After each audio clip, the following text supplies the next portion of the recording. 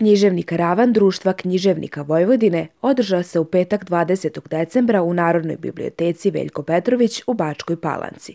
Tom prilikom publici su se predstavili Stevan Bradić, Valentina Čizmar, Branislav Živanović, Mihael Đuga i Nenad Živkov.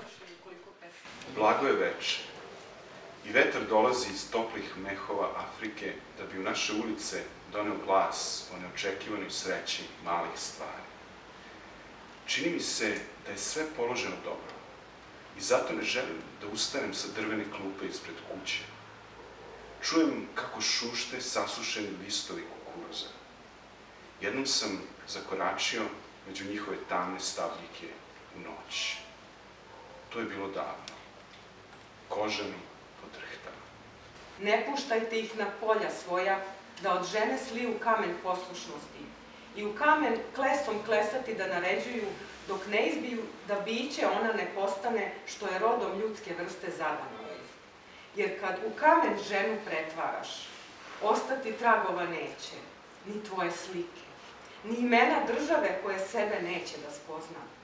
Već tuđim jezikom i govorom će da palaca zmija, otrove ispuštajući na plodno tlo, koji nejaki izrodi u slabosti ne vide onda kada žena zemljom prolazi.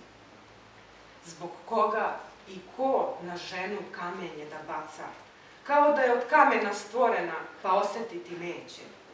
I na svaki glas srca njenog željeznim šilom kaznu da urezuje. Ali svet izgleda ne gleda pravo kad ne vidi da svaka žena suštinu svoje države nosi i da kamen koji na nju slučajno bace, zadovoljstvo osude spasiti ih neće. Hidra.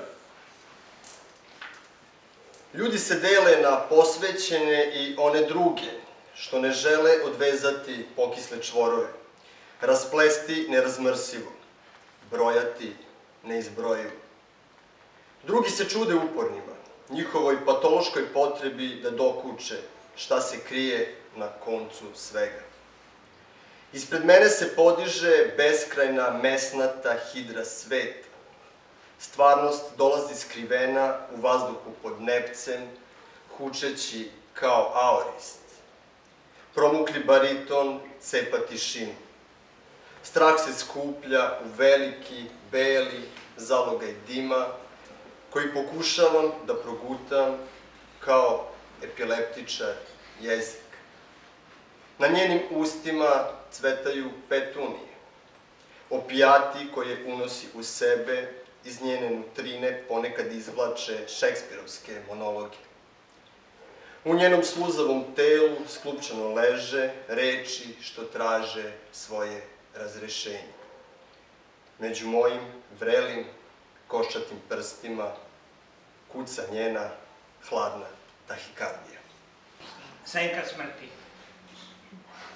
Plašim se da neću pronaći reči, te prave reči koje će ti istinu otkriti, koje će ti odjednom odati sve, čak i to ko sam ja, a ko si ti.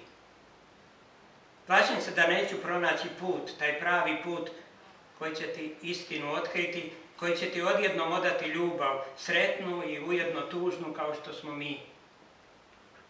Plašim se da neću pronaći snagu, tu pravu snagu koja sad naše ruke traži, koje će nam odjednom pomoći da savladamo svet sujeverja i grubih laži. Plašim se da neću pronaći reči, te prave reči koje su blago bez kraja, koje će nam odjednom objasniti sve i svetlucava vrata raja. Plašim se da ne govorim istinu, tu pravu istinu koja nikada nikoga ne krivi, koja već vekovima putuje po svetu. Ko ljubi žarko, taj više ne živi.